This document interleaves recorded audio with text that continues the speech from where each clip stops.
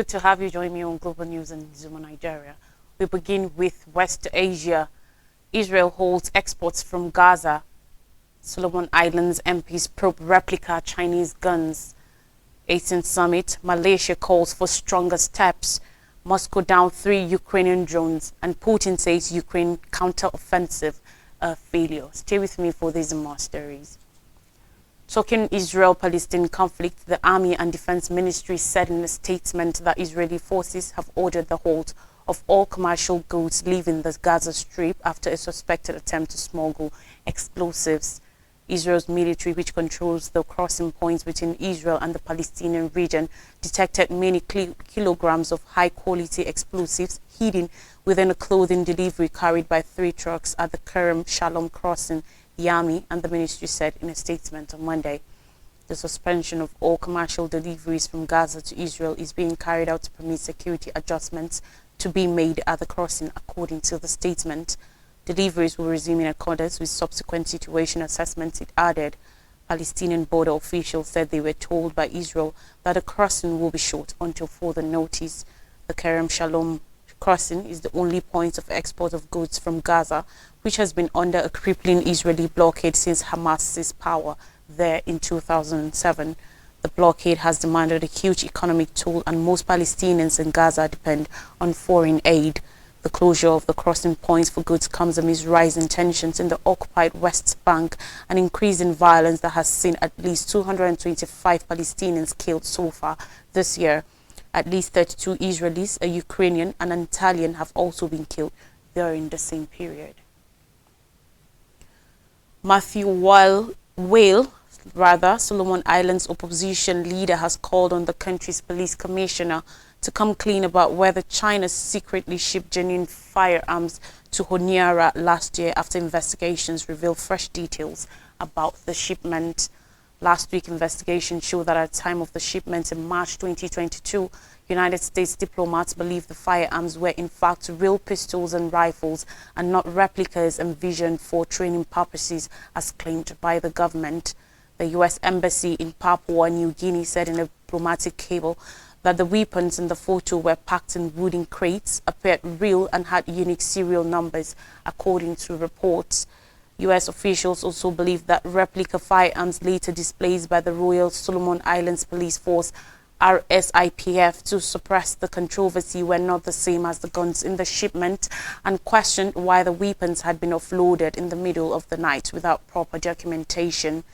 Will on Tuesday accused RSIPF Commissioner Mutsin Mangao and Prime Minister Manasseh Sogavare of intentionally misleading Solomon Islanders and acting more like a criminal organization than a sovereign government.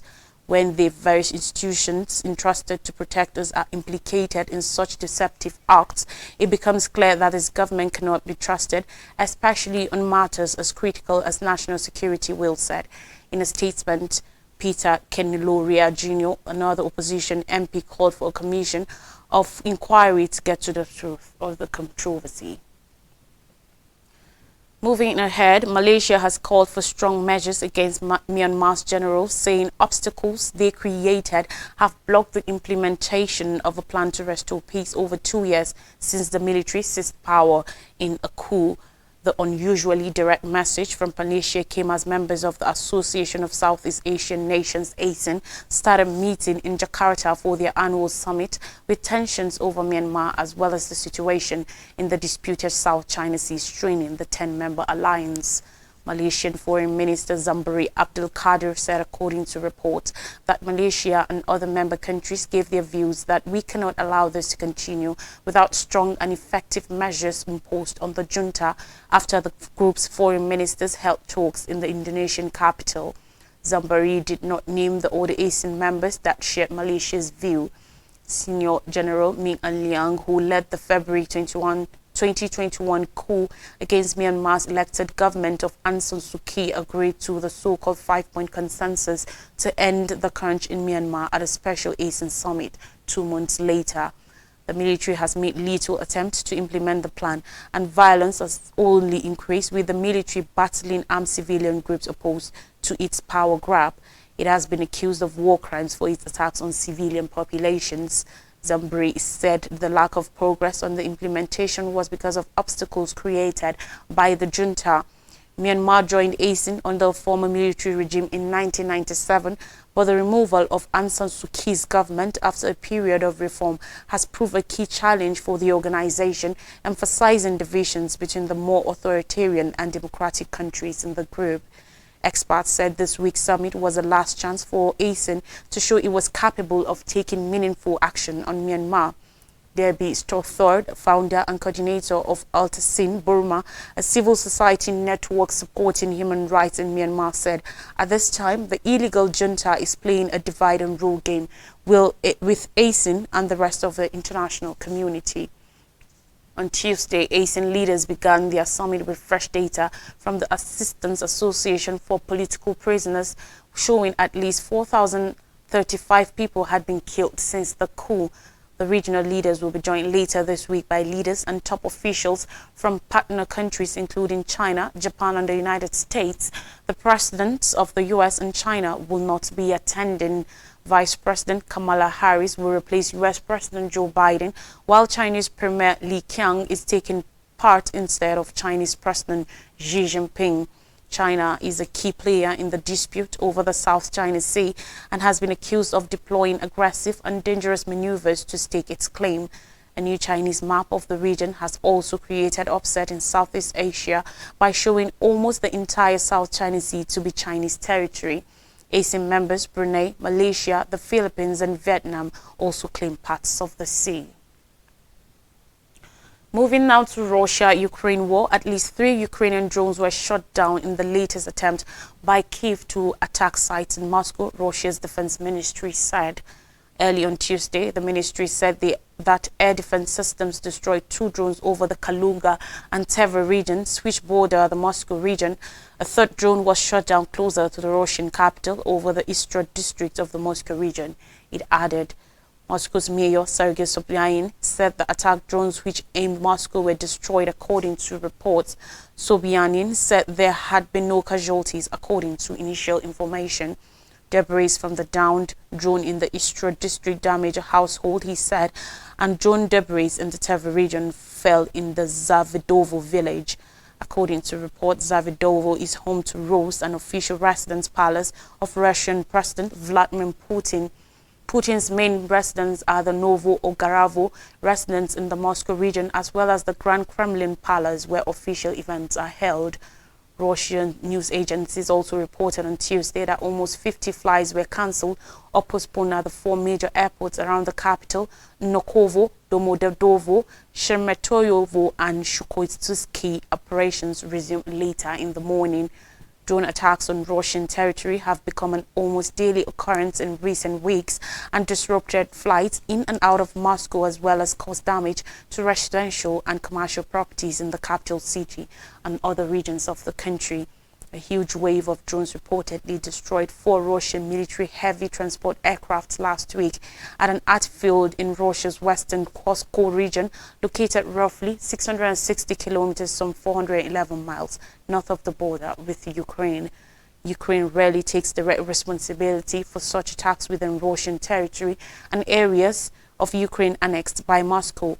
But last week, Ukrainian President Volodymyr Zelensky appeared to hint that Ukraine's forces were behind the attack on Pskov and that Kyiv had developed a new long-range weapon capable of attacking much deeper inside Russia. Still on Russia-Ukraine war, again, Russian President Vladimir Putin has called Ukraine's counter-offensive against Russian forces a failure, as Kyiv's Ministry of Defense reported further gains on the front lines around Bakhmut city in the eastern Donetsk region. Speaking with Turkish President Recep Tayyip Erdogan in the Black Sea resort of Sochi on Monday, Putin denied reports of recent battlefield gains by Ukraine and said Kyiv's forces had not stalled in the advance but had failed. The Ukrainian counter-offensive has failed, not stalled, reports quoted Putin as saying. Putin also said he hoped it will remain in this way. The Russian leader has continually claimed that Ukraine has not made any progress against Russian defensive positions in regions of Ukraine controlled by Moscow's forces. but Russian military bloggers and international military analysts have reported on serious issues affecting Russian forces on the front lines, principally a lack of artillery shells, which has forced Moscow's military planners to focus more on artillery accuracy than their tradition of volume of shells fired in battle. Hanna Maliar on Monday, Ukraine's deputy defense minister said Kyiv's forces had retaken about 3 square kilometers, 1.16 square miles of land in the past week around the eastern city of Bakhmut, which was captured by Russian troops in May after months of heavy fighting. Ukraine has now taken back about 47 square kilometers, 29 miles of territory around Bakhmut since starting its counter-offensive in early June, Maliar said. She also reported unspecified success in the direction of the villages of Novodelavivka and Novoprokhavivka in the southern region of Zaporizhia, but gave no details. According to the Institute for the Study of War, ISW, a think tank based in Washington, D.C., Ukraine's infantry has advanced in Zaporizhia western region to positions beyond the first line of Russian defenses, which include anti-tank ditches and anti-tank obstacles known as Dragon's Teeth. More stories says Vanuatu Prime Minister to rethink Australian security deal. Satu Kilman, Vanuatu's new Prime Minister, has promised to review a security pact with Australia after Parliament voted his predecessor out over the yet-to-be-approved agreement. On Tuesday, Kilman said, according to a report, that Vanuatu's Parliament was unlikely to endorse the pact in its current state. My view will be to revisit the agreement with both sides, the Australians and the Vanuatu government, and see if there's any sticking points and then address that, he said. Vanuatu, a nation of 300,000 people, is one of the Pacific island countries at the center of competition for influence in the region between the United States, its allies, and China. The country was plunged into a political crisis last month when opposition leader Bob Longman lodged a no-confidence petition against former Prime Minister Ismail Kalsakau for actions including signing a security pact with Australia. Longman, who drew Vanuatu closer to China as the previous Prime Minister, said the pact compromised the country's neutral status and could jeopardize development assistance from China, its biggest external creditor. The no-confidence motion secured 26 votes compared with 23 votes against, but the Parliament Speaker ruled it failed to win the absolute majority of 27 necessary to remove a Prime Minister in the 52-seat Parliament. One seat was vacant and one legislator did not attend the session due to illness. The Supreme Court ruled late last month that because one seat was vacant, the absolute majority should be 26. Vanuatu's Speaker appealed the ruling, but the court on Monday dismissed the case, paving the way for the vote for a new Prime Minister. Kilman, a Prime Minister and leader of the People's Progressive Party, was elected on Monday with 27 votes in a secret ballot. Some 23 legislators voted against him. In African scenes, armed men pillaged Sudan's South Darfur.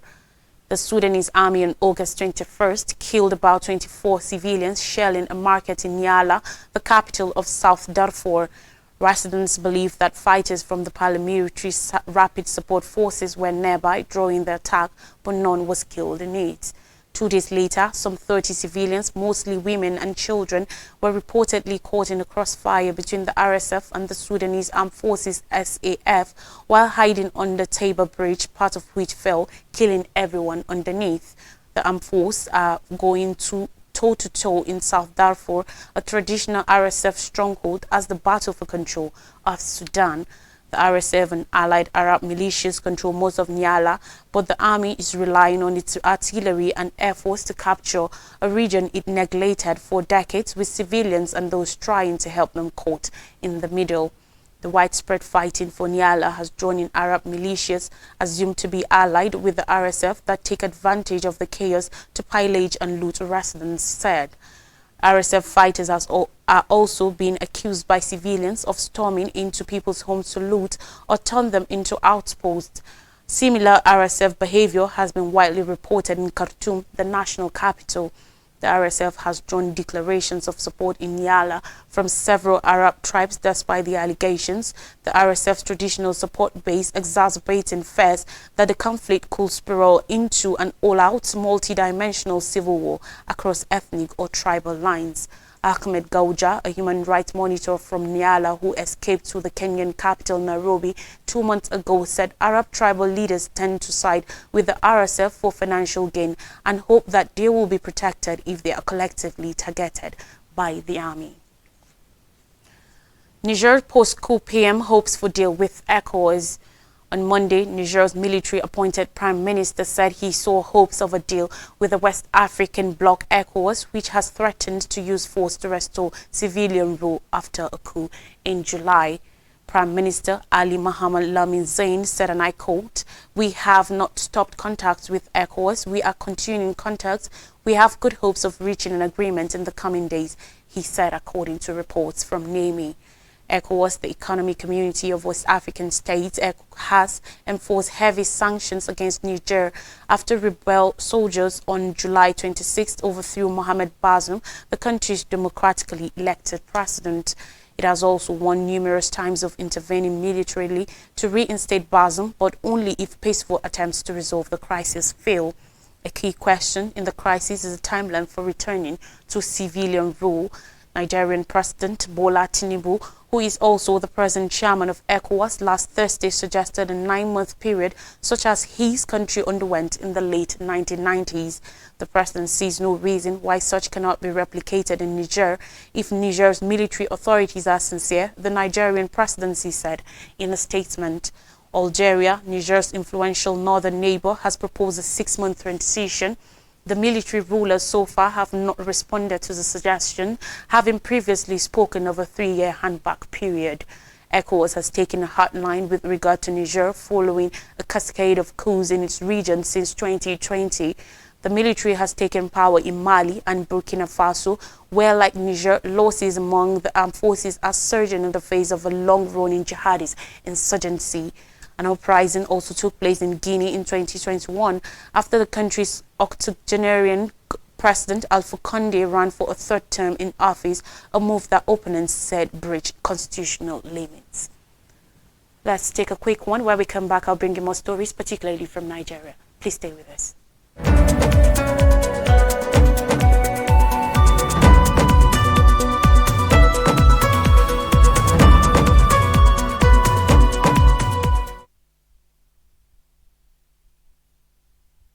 You're welcome back. Talking judicial matters in Nigeria. Presidential polls judgment tomorrow. Exactly 1 month and 4 days after it finished hearing in 2 separate petitions filed by the candidates of People's Democratic Party PDP Atiku Abubakar and that of Labour Party LP Peter Obi, challenging the declaration of Senator Bola Tinubu as president. The Presidential Election Petition Court will tomorrow, Wednesday, September 6th, make known its findings on the matter. This was confirmed yesterday morning by Chief Registrar of the Court of Appeal, Mr. Umar Bangari. Remember, on August 1st, that the 5-member panel of the Presidential Election Petition Court, led by Justice Haruna Samani, had announced that the dates for judgment in the 2 petitions will be communicated to parties shortly after all parties adopted their final written addresses for and against the petitions. Besides the petitions of Atiku and Obi, the Presidential Tribunal will also deliver judgment in the petition by the Allied People's Movement APM seeking the disqualification of Tinubu from the February 25th presidential election on account of alleged unlawful nomination of the vice presidential candidate, Senator Kashim Shettima. Confirming the judgment date, Bangari also assured that sufficient security had been put in place, adding that only invited members of the political parties and the general public will be permitted into the courtroom to avoid congestion and security breaches. Both Atiku and Obi, in their respective petitions, are claiming victory in the February 25th presidential poll won by the Tinubu of All Progressives Congress (APC). The Independent National Electoral Commission (INEC) had declared Tinubu winner of the presidential election on the grounds that he won majority of the lawful votes cast at the polls. INEC said Tinubu polled a total of 8,794,726 votes to emerge victorious. He was closely followed by Atiku with 6,984,520 votes and Obi with 6,101,533 votes. Displeased with the declaration, Atiku and Obi had approached the court to argue and prove that Tinubu did not win majority of lawful votes as claimed by the electoral umpire. They submitted that as a time, INEC chairman Mahmoud Yakubu announced Tinubu as winner. Collation was ongoing since many of the presidential election results were yet to be uploaded onto the INEC's result viewing portal, RF portals. They also accused INEC of manipulating the process to favor the ruling APC and Tinubu. Besides the grounds of substantial non-compliance upon which the petitioners are seeking the nullification of the presidential poll, others are that INEC violated the law when it declared Tinubu, who did not score 25% of votes cast in the Federal Capital Territory FCT, as winner. In addition, the petitioners claimed that Tinubu was not qualified to contest the presidential election on account of alleged forfeiture of $460,000 to the United States of America over alleged complicity in drug-related offenses. And finally, on the news, NLC insists on two-day warning strike. There are strong signs that the nationwide morning strike slated for today and tomorrow may go as planned, going by feelers coming from the Nigeria Labour Congress NLC in spite of appeals from the federal government. As at Monday, report confirmed that the leadership of the NLC had perfected mobilization from its affiliate unions as well as concerned civil society groups comply with the strike directive. The NLC on Friday last week rose from its National Executive Council NEC meeting in Abuja to declare a 21-day ultimatum on the federal government prevailing on it to reverse what they term anti-people policies, promising to press home its grievances with a two-day warning strike. This comes as the United Action Front of Civil Society declared it is in support of the two-day warning strike to protest against what it described as untold hardship in the country foisted by the President Bola Tinubu administration through its alleged unilateral and phony removal of fuel subsidy. Justifying its reason to join the strike, the CSO said it has become highly inevitable in the light of the emerging realities, clearly showing that governance is being deceptive and mercurial with its fuel subsidy removal regime characterized by flip-flopping and uncertainty.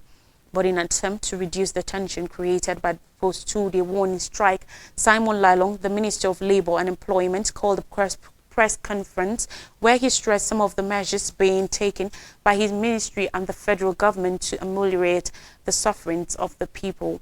The briefing, which held at the Federal Ministry of Labour and Employment, saw the minister appealing to the organized labor to shelve the strike in the interest of Nigerians while giving room for all stakeholders to work towards amicable resolution of the contending issues on ground. However, Lalong told the NLC executive, which were not present at the initial meeting, that they were yet to furnish his office with a letter on their proposed action, saying he got to know of their plans through media reports. The Apex Union had hinged the proposed action on excruciating pain being expressed by Nigerians following the removal of fuel subsidy, including what it termed undue interference in the activities of the National Union of Road Transport Workers, NURWT. A recap of major stories says Israel holds exports from Gaza. Solomon Islands MPs probe replica Chinese guns. ASEAN summit, Malaysia calls for stronger steps. Moscow down 3 Ukrainian drones, and Putin says Ukraine counter-offensive a failure. That's all on the news. Thanks for watching. I am Lois Turaki. Have a nice day.